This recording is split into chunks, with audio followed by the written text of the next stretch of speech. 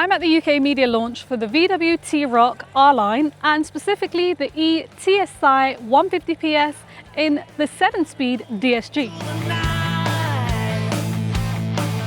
So this is the second generation release and this is about 12 centimeters bigger than the previous gen. This car's probably the sweet spot of this range because it's not the entry-level model and it's not the performance model either. It's probably the one that most people are realistically going to buy. So the aim today is simple. It's to see if this spec actually makes sense in the real world.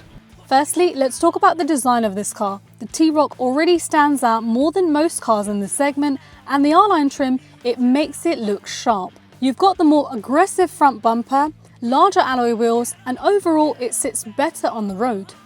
Now this car is still compact, as you can see, I'm still taller than the car, but it's got enough presence on the road so you don't feel like you're in a small car. This is very much aimed at somebody who wants SUV styling without going too big.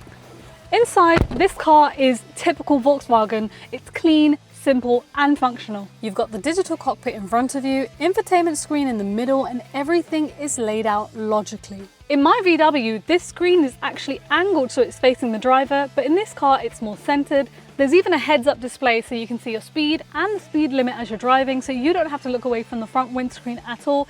Everything is laid out very nicely. The eTSI setup also means you've got the mild hybrid system working in the background, mainly there to improve efficiency and smoothness, especially in stop-start driving. The material quality in this car is overall really decent. The seats are actually really comfortable and there's even a nice lumbar support fitted in.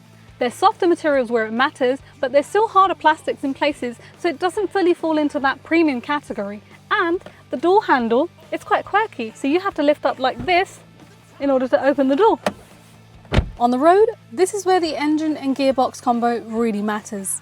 The 1.5 eTSI with 150 PS gives you enough power for everyday driving without feeling underpowered. The acceleration in this car is actually really smooth and it builds speed easily, and on motorways it feels comfortable and settled. The DSG gearbox does most of the work for you. Quick shifts, generally smooth, although at lower speeds it can occasionally hesitate slightly. The mild hybrid system helps here as well. You'll notice smoother stop-start operation and slightly better efficiency in traffic. The steering in this car is light and accurate. It's not designed to be sporty, but it's predictable and it's easy to place on the road. The ride quality is slightly firm. Especially on larger R-Line wheels, you will feel rougher surfaces more than expected, but the trade-off is that you get better control at higher speeds. The space in the back is actually really decent. You can get an adult in here comfortably for short or long journeys, but it's not the most spacious in this class. It's usable, just not stand out.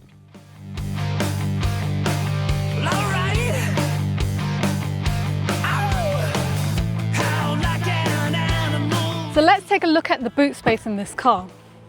As you can see, that's pretty solid. So if you were just using this for day-to-day shopping and for luggage, there is enough space. It's not the biggest, but it's quite practical for what it is. Technology is one of the strongest areas. You've got digital driver display, infotainment with smartphone integration, driver assist systems like lane assist and emergency braking. Everything works as expected, no complexity, no distraction. Shut your mouth, keep you down. So let's talk about insurance groups. This car sits at insurance group 20. It's not the cheapest to insure, but it's definitely not on the top end either. It's exactly where you would expect a 1.5 petrol SUV. Now let's talk about the cost of this car. This is a brand new car and this specific spec sits at around £39,000, and if you were to add a few bits in, it's going to be about £40,000 or so. And I know this is not everybody's budget, but it is a brand new car.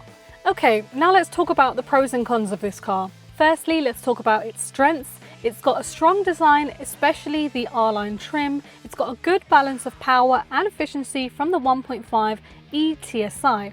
The car is easy to drive, it's got a predictable driving experience, it's got solid technology and usability. Now let's talk about some of the weaknesses. The ride in this car is slightly on the firmer side, the interior materials are not consistently premium, and the DSG can hesitate at lower speeds. Lastly, this car is not class leading for the space that's available in the rear. This specific spec, the 1.5 eTSI 150 with DSG, is probably the one that makes the most sense. It gives you enough performance and it's good efficiency, and it's easy to live with the car day to day. The T-Roc itself isn't trying to be the most exciting or the most spacious option. It's designed to be a well-rounded, easy to use, stylish SUV, and in that sense it does exactly what it sets out to do. So that's the Volkswagen T-Roc R Line 1.5 eTSI from the media launch today. What did you guys think of this car? I actually really like it. I didn't realise how little my car is. So on this one, I actually noticed the bonnet's a lot longer than mine, but when you're actually inside the car and you're driving it, it doesn't feel that big. I've just made it to the T-Roc press launch today. Let's go for a little drive. Hiya, good morning. Breakfast is served. Breakfast with a lovely view. So here's a little behind the scenes of everything that I got up to on the day. I went to this press launch with my nephew. He is my videographer for all the car shoots, so thank you to him. First we went in and had some breakfast, and then we had a presentation from the team at VW who told us all about the exciting new features and everything that's been upgraded with the new T-Roc, and honestly it looks really cool. Then we picked up the car keys and off we go. All right, we've got the car keys in hand. Let's go for a test drive. I'm actually really excited because we got the yellow car. So we've got number 9, which I believe is that one there, the Z. It doesn't look too big, the car, actually. I know it's like a small compact SUV, similar to the GLA actually, but it does look smaller than the GLA. Oh wait, the lady was doing the thing. I need to figure out how to do that thing. I don't know how to do it yet. Oh, it's got a button to actually close the bonnet, the boot, sorry. Oh, let's go, let's get inside.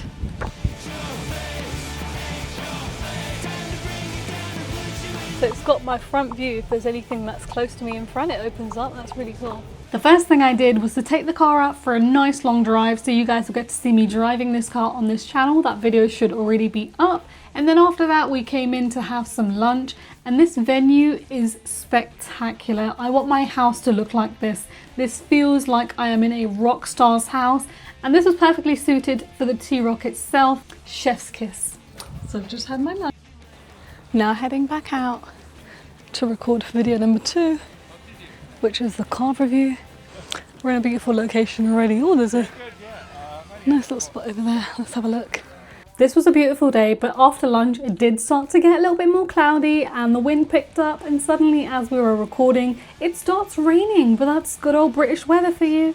And that's the end of today's video, guys. I hope you guys have enjoyed today's video. If you have, don't forget to like, don't forget to comment, don't forget to subscribe, and do keep me posted in the comments with what other cars you would like to see me reviewing. And yes, I will be reviewing budget-friendly cars for new drivers as well. So thank you so much for watching. Bye!